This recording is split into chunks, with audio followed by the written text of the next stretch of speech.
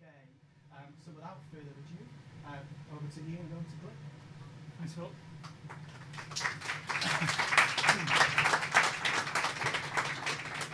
Hi, Glyn. Hi. Do we need to shake hands? Possibly. Sounds good. Andrew, can you turn the fire off, please? Right now? Right now? Of course I can. It looked really good on Facebook Live, but it hums and it's really warm. Thanks, bud. Okay, then, so we're going to have listeners here who can't see us. So this is going to be a podcast maybe in a week or so's time. We're recording this. I have press record, Lee, haven't I? Yes. Yeah. I normally don't. This is going to be going out maybe a week or so's time on the podcast, so you'll be able to listen back to it. But I've got a few notes here, so I need to tell people who can't visually see how awesome this is, what we're doing. So we're live at Anfield Plain in Durham at Harlands Accountants Christmas event, which is winter themed and looks amazing. So if you listen to this, you really need to check out the video or the pictures. So we've gate crashed the party, and I'm joined with the Managing Director of Harlands Accountants, Glyn Davison.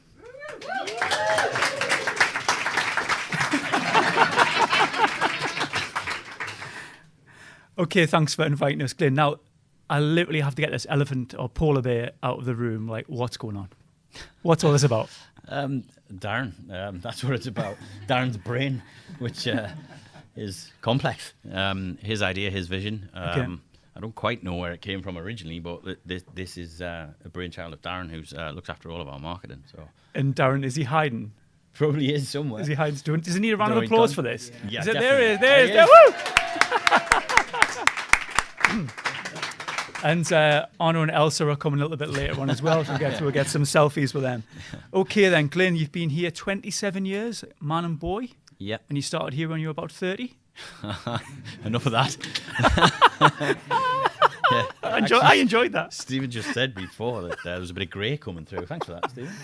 So come on then, 27 years ago, yeah? Yeah, 1992 when I started. Fresh out of your studies, or? Pretty much. Okay. What happened was I did accounts at A level at Downside College, and the tutor there had a relationship with one of the partners at Harlands at the time in terms of referring.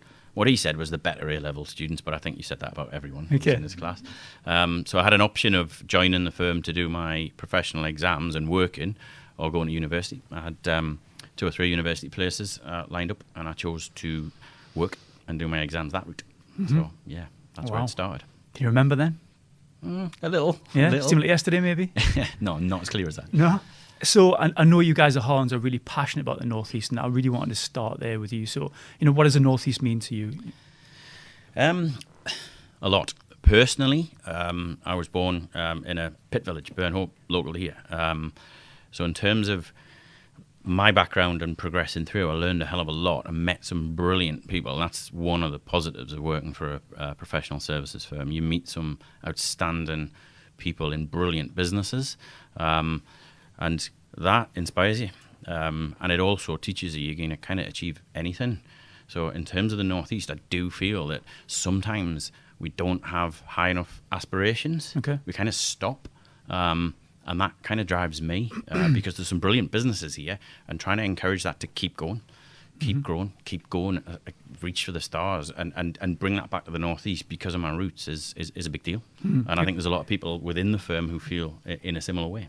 And what's really good as well, you look out here at all these friends who are doing so well, suppliers, partners. It's fantastic, isn't it? And you see some familiar faces, stop smiling. But it's really, the support is amazing, and everybody wants each other to do well. Yeah, I think if you look at the economic stats, then Northeast has not performed well as a region across the UK. Okay. Now, breaking that down as to why, that's the part that we like getting involved with. There is no logical reason now, when technology is the way that it is, that we can't perform at the same levels. And I think we need to work on the belief, and I see that as part of our role. That's a nice segue into this question that I wrote down, because on your LinkedIn profile, don't look worried, LinkedIn, not Facebook, on your LinkedIn profile, your headline is helping clients everywhere build a better business by constantly changing the role and perception of an accountant. Yeah, it sounds good, that, doesn't it? It does. But tell us about that. What do you mean by that? Again, introduce myself to lots of people, and as soon as you say what you do and you use the word accountant, then it creates images of what an accountant does, Okay. which normally are retrospective, calculator, grey.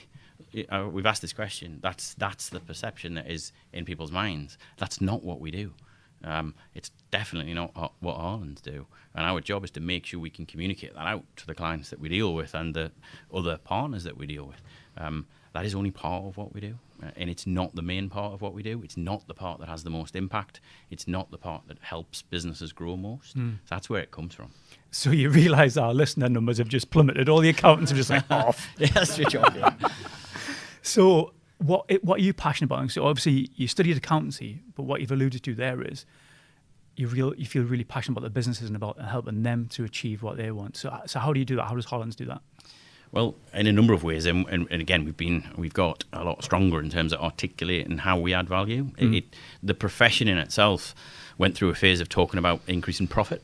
It doesn't quite cut it. It is one of the parts that we do, but it's really hard to quantify. So which bit of your advice actually contributed to more profit in a client's business? Really hard to pin it down. So we've moved in trying to track some measures that would give us a bit better understanding of that. And we're measuring GVA now, which is gross value add, which forms part of, we're getting a bit statty here, but does form part of the economic output statistics. So if you hear in political circles and government circles, I'm talking about economic output, that's how they'll calculate it out of all the stuff that businesses do ultimately, and that will be GVA. So we measure that for our clients. And GVA consists of profit, depreciation, which tracks what people have spent on assets, as well as the salary run. So some businesses don't make a huge amount of profit, but they employ hundreds and hundreds and hundreds of people because they're reinvesting and reinvesting. So you've got to look at the whole thing. So we track GVA to be able to identify, right, this is the impact we are making for our clients. So how much does that GVA in our client base move year on year? And how does that compare with the national average, the Northeast average, and by being a client of Harlands, are we impacting your GVA more than if you were a client of another accountancy firm? That's how we track it. So where does that idea come from? Like, were you guys mindful of, I need to have a return on investment, I need to be a bit more transparency about, or a bit more of a USP? Without and doubt, is that where it come from? Differentiating in the accountancy sector is tricky. We essentially, profit and loss account, balance sheets are one of the key service lines. Creating them, doing them, producing them, submitting them is one of the things that we would do.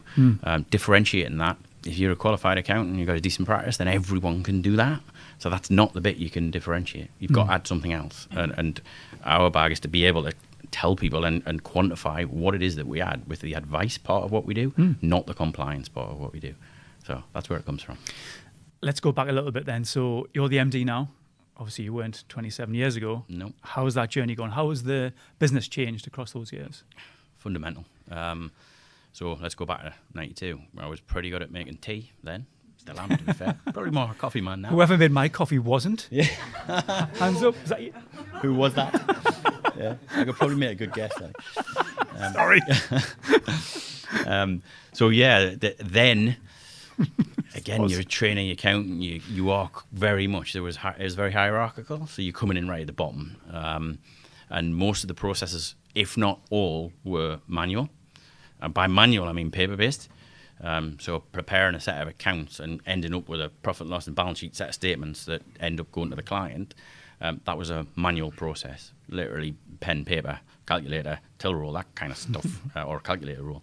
There was one PC at the time, shared by about 8 people, and you used it for one part of the process, the tax calculations, which actually when I joined I really liked, and I didn't understand why are we using paper for all this stuff when this works way faster? Lotus 1, 2, 3. Oh, brilliant.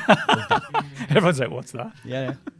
And again, what happened over the first period was that we had an impact of Sage, another Northeast fantastic company. And Sage for small businesses at the time started to penetrate that market in 92 onwards into early part of 2000s. And I really grasped that because it made it easier for the client, and we could get data out faster. So we didn't have to wait till year end, do the accounts, and then work out how much money they'd made. That doesn't seem to make sense to me. So that impacted hugely, and it still has. We've took that through to some of the strategic goals we have now. The accounting system that a client uses or a business uses is fundamental. And so fast forward to now, technology has, over the last 5-10 years, hugely impacted that. Every one of our guys here has 3 screens. Everything we do is digital. We want clients to submit digital information to us. We don't want paper. And we don't want the clients to have paper either. So actually impacting their financial system and showing them how technology can make things simpler is really fundamental. To a point now where some of our proposals that we're putting out there are comparing the cost of a finance team with the cost of fully outsourcing that, so that they don't have a finance team, which sounds a bit weird, but you can do that with technology. So you've gone from fully paper-based processes with one computer process in it, all the way through to fully digital, where you don't actually need any people at the client end. That's the extreme of the change. So from a Harlands point of view then, do you guys need to keep up to speed with what the latest technologies? Are you testing and trying stuff out internally? All the time. Okay. Again, we're big fans of Xero. Those guys changed the game again. So you look at Sage first time round, I was familiar with the impact that had. You've then got the impact of cloud, and Xero being the first people who got it right. They switched that and actually turned the light on the advisors, us, and the client. And they wrote it from a client end. So they actually said to clients, what would be easier? Rather than these data and these menus, what would be easier for you? So it's quite a nice interface. And clients absolutely love it. As soon as you got a client loving their accounting software, our job becomes so much easier. Yeah. Because they're interested. Yeah. Show us that. Excellent. So we don't have to do that now. They do that. So that has been brilliant. Good. Love that. We start at the beginning, you jump to the end, you keep missing out the middle bit. Okay. I'm really interested, like obviously what accountancy does, the technology behind it. What about you, Glyn, as a person, in terms of the challenges you've been through and how you've, grew as a person and a leader? Yeah, huge. Professional services, as I said, is hierarchical. So that's how it was in the 90s. You earn your spurs, you move up we still have lots of grades. So you move from trainee to junior to semi-senior, all those kind of role titles. Did all those actually faster than anyone else who'd been part of the firm. Not blowing me on trumpet, but but just blowing your own trumpet then. I was pretty good. There's a couple of people who are in the firm now who are kind of challenging my record in terms of not failing an exam. Okay. But pretty much, I knew the first time I came across accountancy as a subject was that they offered it at my school, which was Greencroft at the time, doesn't exist now, as GCSE, and they'd never ran it before. I didn't even know what it was. But from the first couple of weeks, I just got it. And we still use that phrase now, even in an interview process. You either get accounts or you don't. I fundamentally believe that, and I get it, and I always have. So that helped me. I just know. I could look at a balance sheet and I just know. And that helped me to a point, because that's all about me and what I do. Then what happened is, as I grew and as took on more clients, built my own client portfolio within a professional services firm, and you have to work with other partners, which there are a number of people in the room who have to work with other partners. It ain't easy all of the time, especially where you've got fairly intelligent people with high IQ who all have an opinion. To try and make decisions in a partnership is tricky. Very diplomatic. Well done. Thanks. Been here before many times.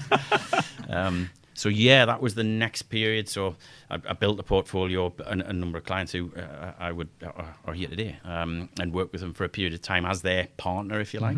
Good stuff. Okay then, thinking about those challenges then that you've had across these decades. Yeah, decades. That's scarier. It is a bit. Is there anything that really sticks out across? I mean, I know you mentioned the kind of 2009, 2011 piece. Anything else from an MD's point of view? I think, people. Okay. And sorry, culture. guys.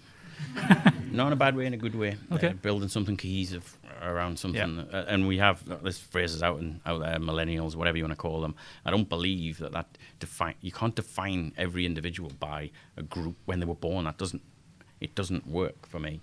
But what does work is that what drives people changes. So as a leader, you've got to tap into that. That has been incredibly difficult to understand when you've got a mixed demographic. You've got some people who have been with the firm a long time, very technically minded and very good, but not that comfortable with change. And you've got a lot of people who are really comfortable with change, but haven't yet learned the technical skills. How do you build that into a cohesive culture and a team that works going forward?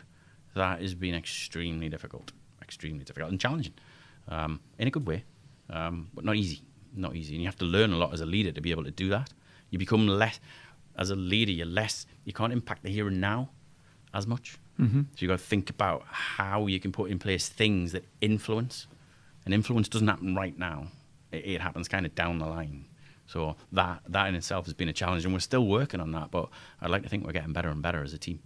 And having good people around you who are willing to challenge that, able to challenge that, want to challenge that, is part of that. You've got to keep on learning. The leader cannot sit there and go, I know everything. And in professional services, that does happen. You can't. You've got to keep on learning faster than anyone else. And that isn't easy these days. So I'm smiling away here because I just want to know that the goal and question here is, well, how do you do that? How do you get that strategy right? How do you make Phil's smiling as well in the corner? What kind of things have you put in place then? Around people we spent the last 12 months, really, and we didn't get this right initially. There were lots of things the business needed to do, and we approached them fairly systematically, prioritized, and we kind of went through brand, strategy in terms of what we're working for. And I believe we had to do it in that order. And then we focused a lot on people, and it's about listening. But how do you listen to all of those people all at once? How do you gather that information and change? If you actually look at culture and define it, it's quite hard. It's not that easy.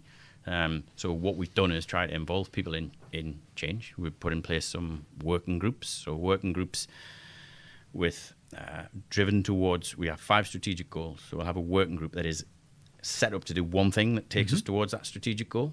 And we ask people from across the business to get involved.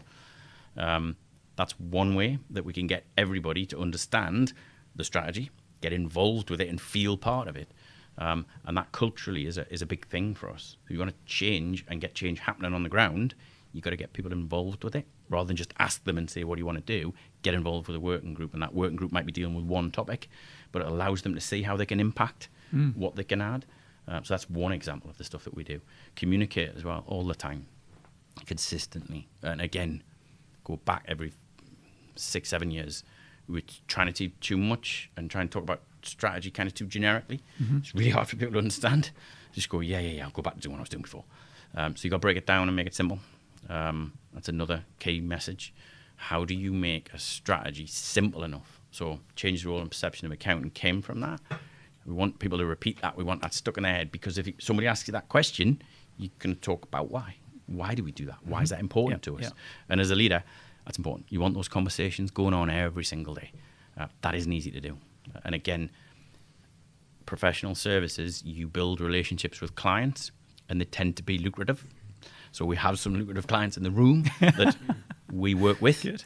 So in professional services, it was traditionally time-based. Yeah. So you put your time, fill your timesheet in, and partners have fairly high charge-out rates, so you need loads of chargeable hours. That's what you drilled. That's what you taught. That's how you do it. That doesn't lead a business. So that is a challenge. How do you do less of that client work without it impacting the day-to-day revenue stream and lead the business in the way it needs to be led? So as we've grown, and I've known this for a few years, we will need more leadership time going in, and we will need to get more people doing the client work, because we're relatively small still. So that is a challenge. But again, we brought people through, and we're working on one of the other goals is to make sure that we're training people in the advisory skill set they need. So before they're a partner, don't wait until they're a partner and then train them. Do it from the ground up. So teach them advisory skills. And that's probably another big thing that we're working on and starting to execute now. Putting in place some specific tasks that happen on a day-to-day, week-to-week basis that teach our team how to advise clients, so we can bring those through for the future, which allows the partners to run the business, or traditionally what was called partners, because we don't use that term. Allows those to do more of the leading of the company as we grow, because we're like any other business. As you grow, you will change. Well, it's a good point. I mean, there's businesses in the room here, and I think a lot of us now are on that hamster wheel. You've heard the term working in the business, not on the business. So do you put time aside? Is there a budget there? Do you actually put hours in the diary or in the month to put aside for this strategy, this learning, this leadership? Well, again, we've done it in project led. So we'll build working groups. We'll to work on certain aspects of that. So it doesn't all have to come from myself, but a big part of what I have to do on a day-to-day basis is lead, and some of that's got to be. You've got to create enough time to just do that on a day-to-day basis, and it isn't specific, but it is communication, it is listening, watching, supporting, and being involved on a day-to-day basis. But it's not. I don't do 3 days a week on this, 2 days a week on that. Okay. But I have actively worked on reducing my client portfolio gradually, and involving others in that. so that they're doing more exciting work as well. So that's the way I've done it. I suppose you'll have clients in the room though that want Glyn. Without a doubt. And that's fine. You know. That's fine as long as we bring in team to do more of the work. So gradually more, what I've been doing is purely the top end advisory work. Everything else, tax work, accounts work, audit work is led by other people within the firm. Good. And they also, it needs to be joined up. So part of that is making sure that I join it up. But again, we're teaching people how to do that so that I could be involved. I couldn't, but still deliver fairly well without me involved. Whereas you go back 5 or 6 years, that wouldn't happen. I'd be doing a lot of the detail. So I'm not doing much of the detail now. That's interesting. So 5 or 6 years ago, it was different. What about 5 or 6 years in the future? Is there a strategy in place? What does the future look like for Harlands? Yeah, creating what we call lead advisors, traditionally would be called partners, bringing that role through. So now we are working on first creating something called a client manager who look after the clients, and then moving that into lead advisors. We know that we need to create more of them. So training them, like I said before, that advisory program, making sure we're putting the skills in now so that when we grow and continue to grow, we've got people coming through who want to do that role. And that would allow us to take on more and more clients and continue to do what we do really well. Has there been ever been an aha moment for you in this business over these years where just something's really just clicked and you thought, yes, that's what we're going to do? There's a few. Books that I've read, moments in time. So you mentioned before working on the business, not in it. It comes from a book written by Michael Gerber called The E-Myth. When I read it, fundamentally changed my approach. So again, an aha moment when you read a book. Zero, another one. When somebody comes along and totally turns what you believe on its head, that is like, whoa, I can see the potential of this. So they're two good examples where just two things you see and can apply to what you do. Yeah. It's interesting, as a leader, you're kind of top of the pack, you and the board. How do you nourish yourself? Who nourishes you? Have you got a mentor yourself? Yeah, got a few, actually. So, and I've done that regularly. I was a member at Vistage for 5 years. Vistage is a CEO type organisation where you get a bunch of CEOs in a room. We get some keynote speakers and then debate some issues in the afternoon. It exposes you to different leaders who are doing a similar thing to you, but in very different sectors. You learn huge amounts. And as part of that process, you also have one-to-ones with whoever the chair of that group is.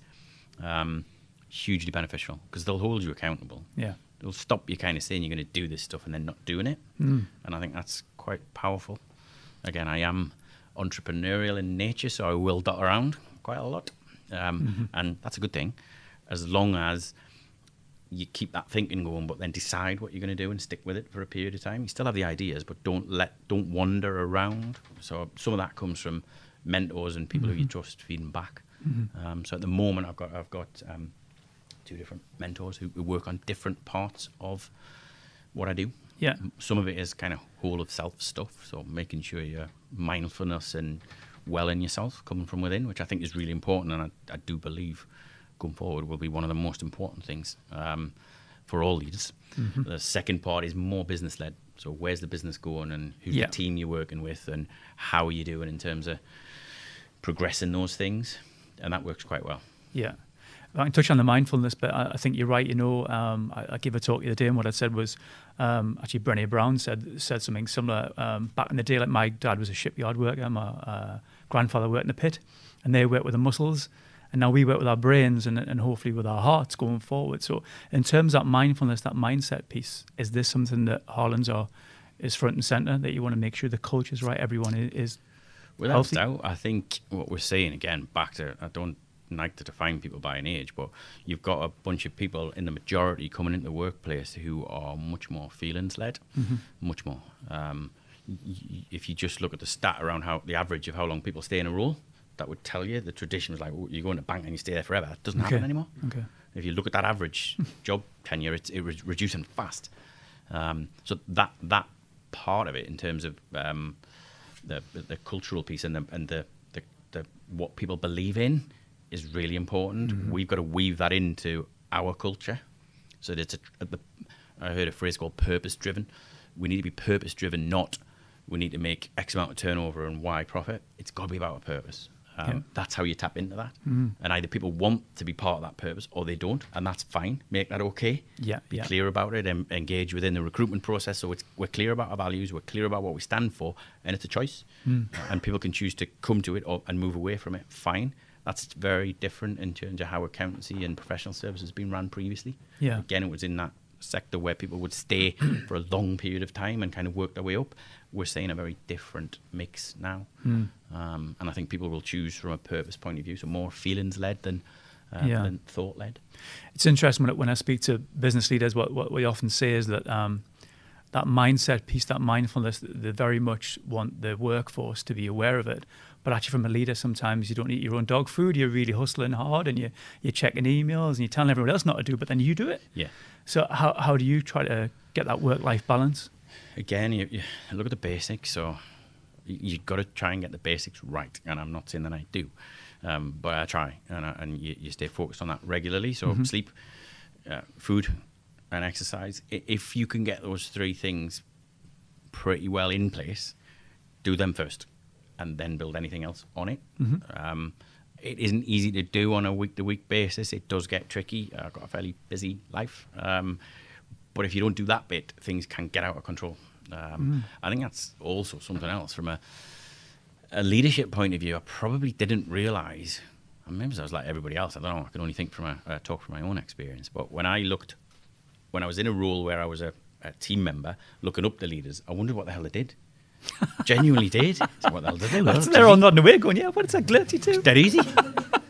Now when you're in that role, it is far from easy. Yeah. There's way more thought, learning. You've got to juggle so many things. So I think unless you get the sleep and the food and the exercise bit right, that becomes quite brutal. And you can, and I would admit that I've got myself into some difficult positions by taking on too much and not looking after myself. I think that's key moving forward, and the team doing the same thing. So we have core values, and around those core values are some behaviours we articulated, and one of them is taking time away from your desk. Excellent. And we do actively, we don't manage it and force people, but we do actively talk about these behaviours because they're important. And you can sit in front of a computer screen for 8 hours a day, 5 days a week, you will be ineffective for 40-50% of the time. Unless you take a break, unless you step away, unless you kind of refresh. So we know that now. We probably didn't back in 1992. So there's a lot of that knowledge you've got to keep on learning and bring in the organisation. People might have heard going from a 5-day week to a 4-day week has been more efficient. So you've heard it here first. You touched upon learning, Glyn, a few times across the last sort of 30 minutes or so. How do you learn yourself? What's your chosen method?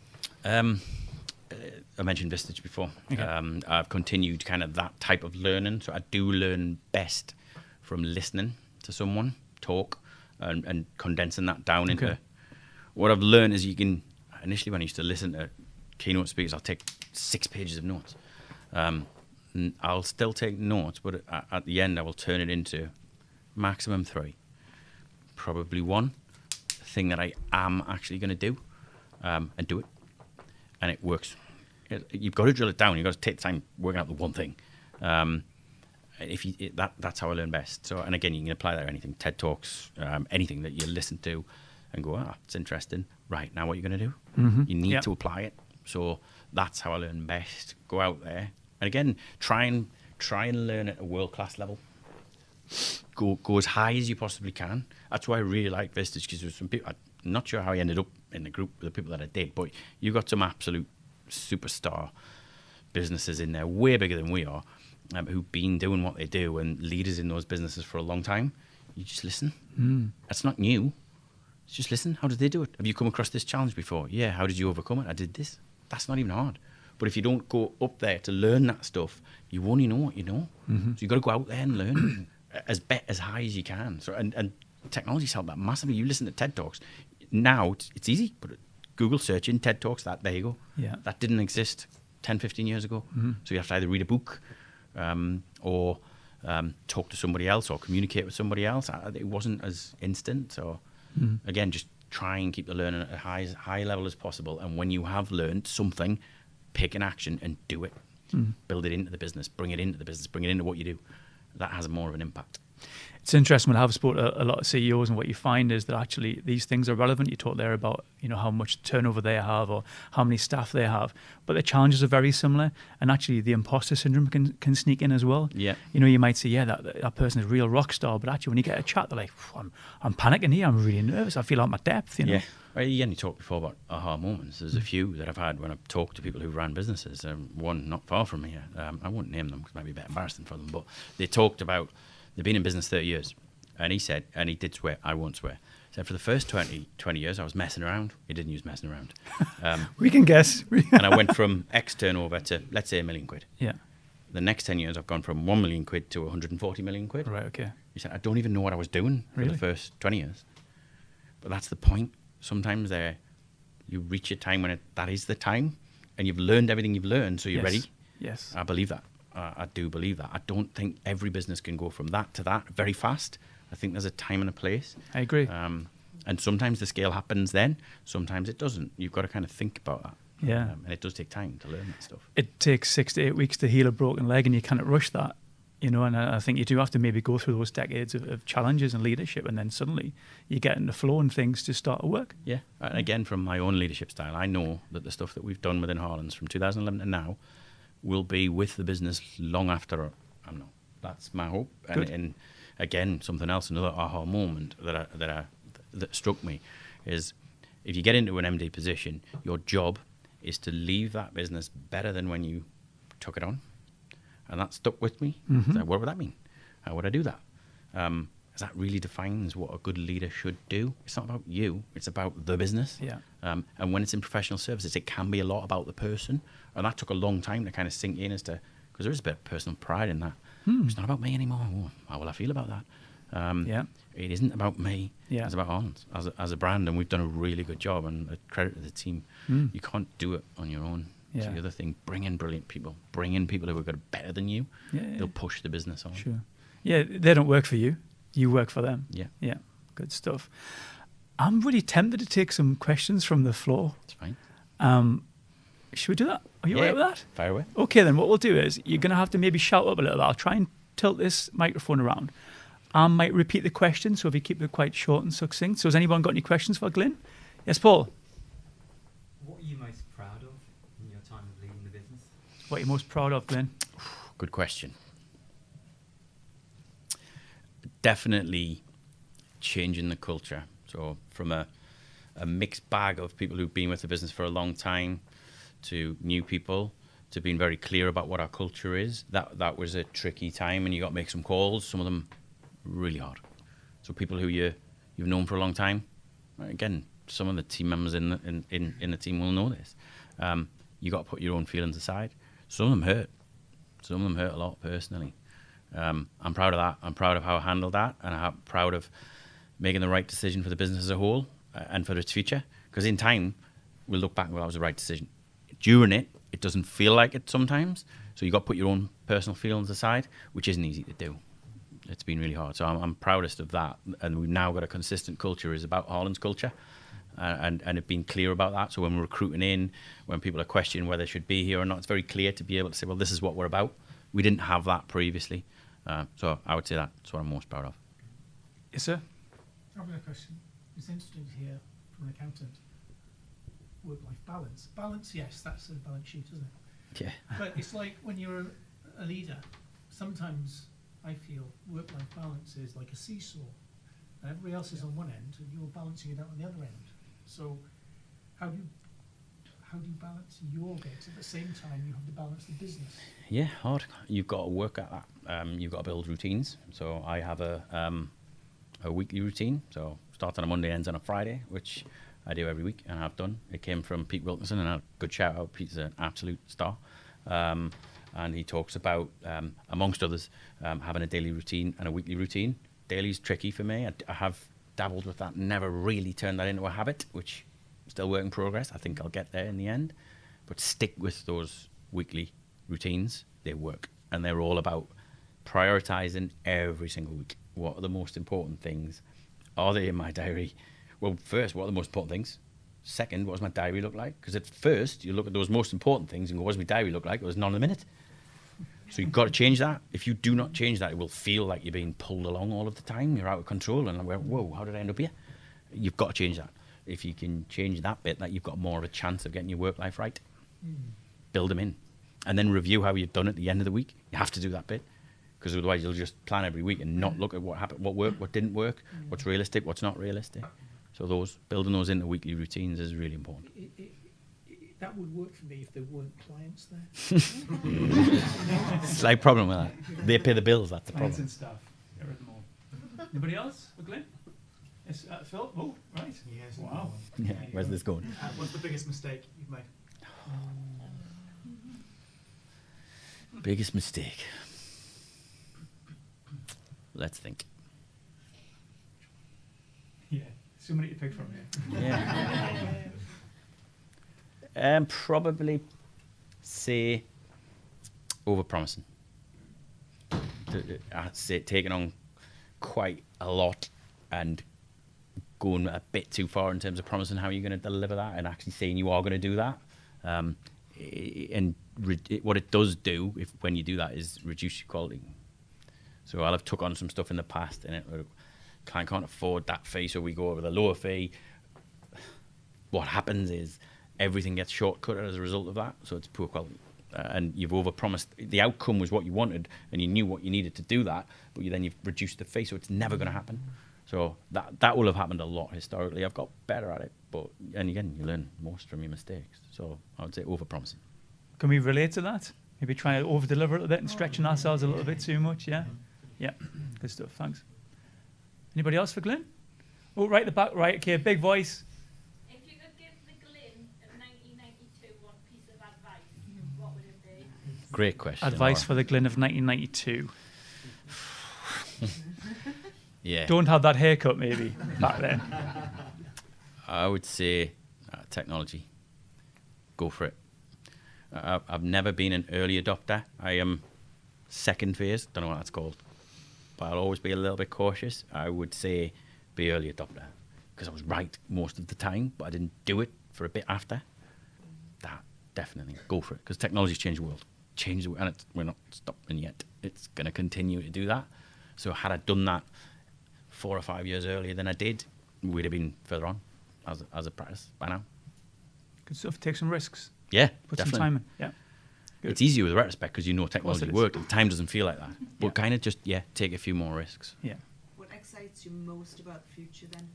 After all of this you've learned, you've done, you've changed, you're still in here nearly 3 decades later, what are you excited about now? Most excited. Most Again, the fact that technology will only speed up. I love that. I know what's happened over the last 10 years. And people go, oh, this has happened and that's happened and it's really fundamentally changed it. We ain't seen nothing yet. That's hugely exciting. Does it not That- frighten you as well though? Because Not at all. not just a bit scary?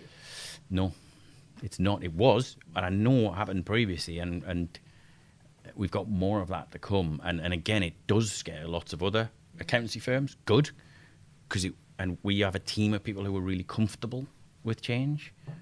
We've been through that pain. It is really hard, but that excites me. This team is really comfortable with technology and how it's going to, and not only me, it'll be them. So that puts us in a really strong position to grow. Where others haven't gone through that yet. And that if you're a bigger firm, that's much harder to do. Change your culture is really hard. So we've done cultural change early, and technology will help drive that in terms of demand and opportunity. So that's really exciting. Good stuff. Any more questions? Oh, yes, Paul? What's the most innovative thing you've done in the business? The most innovative thing you've done in the business, Glyn? Right. So that would be Lumo. So Lumo Tax is an R&D tax credit business that we could have kept that service line within Harlands. We chose not to because we looked at the opportunity. We looked at how we would grow that if it remained within the practice, and how we could grow that if we took that into something different and specialised in it. That is possibly innovation. I think it is. I think the innovation is in professional services. It's really hard to have to segment what you do, and the definer was that the ability for that to go faster was there. The opportunity for that to go faster. We knew that R&D tax rate's going to change at some point. So there's a period of time where we've got to get this right.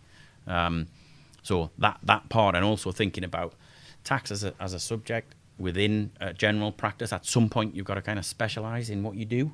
That fitted for us. We had some good people who were really passionate about tax, and there's an opportunity. So the innovative piece is going for that in the right way. Hive that out, turn that into a separate business, get a strategy, get a business plan, and that doesn't happen that often in professional services. We'll just keep it all under one roof and we'll do it that way, is the easy default. So doing that, I think, was innovative. Any more questions for Glyn? Yes? If you had to describe Harlands using one word, what word would you use? Oh, describe Harlands in one word. Oh, man. Wow. That's a hard question. Cruel.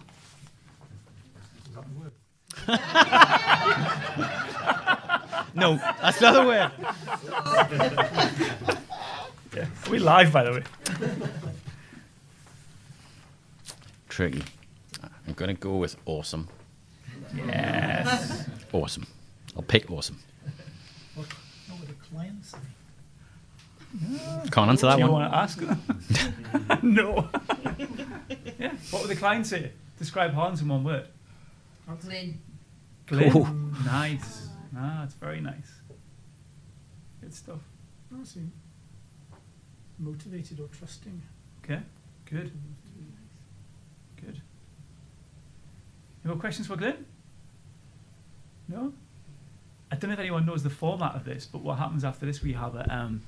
No. What's happening here? That's an ominous look. We No, Dan, please, no. We don't dance. We don't. Maybe later. We have a lightning round. And what I do is I ask Glyn questions for about a minute or so that his colleagues have gave me. Oh, no. Honestly, it took me a good 20 minutes to vet these as I got. Yeah, I can imagine. So, Andy, would you mind giving me a minute on your phone? I don't have the pulse one, unfortunately. Yeah, normally we'll have a horn. Yeah, don't go there. It's on you, Andy. Tell me when.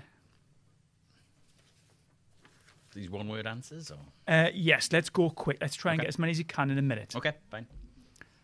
Okay, texting or talking? Talking. Favourite day of the week?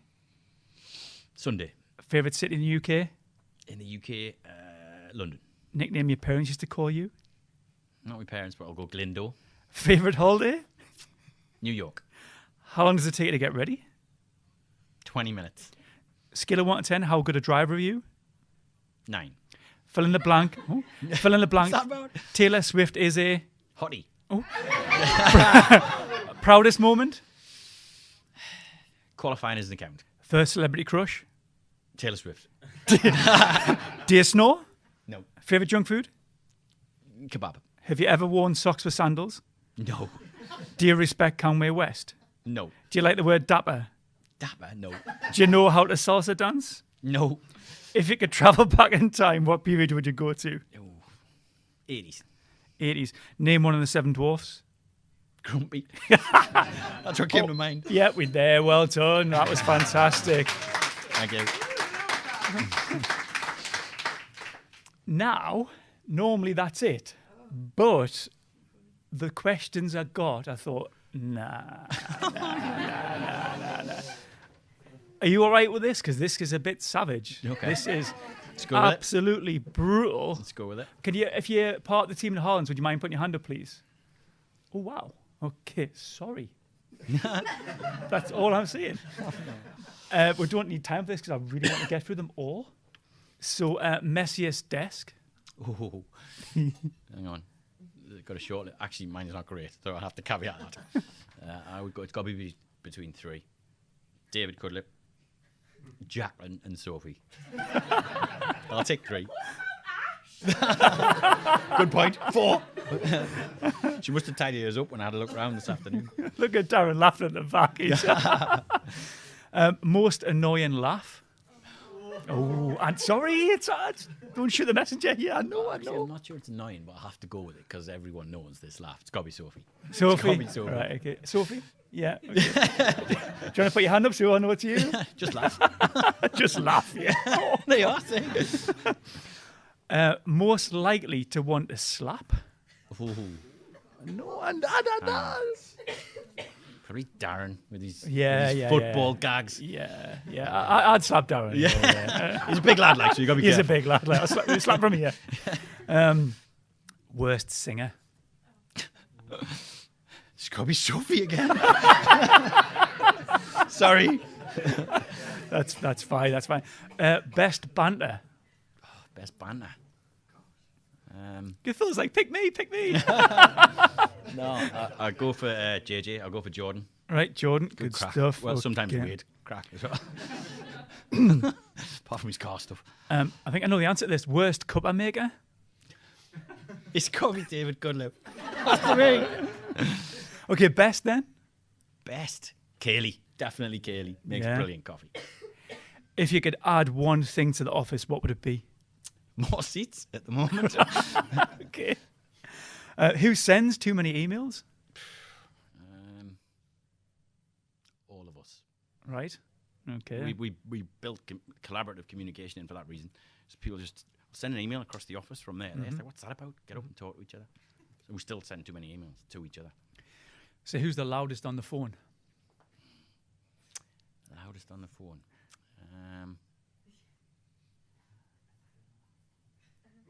Simon Boyson. Definitely. Is Simon here? Yes. Yes. Thanks, Simon. To be fair, you deaf in one ear, aren't you? Give you the $5 later. Right. Yeah. Who's got the worst taste in music? Anybody who likes like grime and that rap rubbish? Dom. I'll go with Dom. He likes Dom. that stuff. That's it. You're off the hook. Excellent. You're off the hook. I tell you what it is. You honestly, transparency, authenticity, a heart on your sleeve leader. That was amazing, Glyn. Thanks so much, and thanks for your time. Thanks for sharing so much wisdom. Thanks. Thank you. Really enjoyed it. Thank you.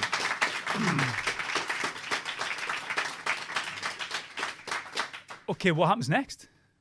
Darren, what happens next? What happens next? We get drunk. There you go. Okay, there you go. So there's drinks at the back. I think there might be food coming shortly as Yeah, there's well. Thanks so much for. You can throw some snowball fights. Thanks for watching live if you've been watching live, and thanks so much for audience. All the good questions as well. Thank you. Cheers. Thanks, Cheers, buddy.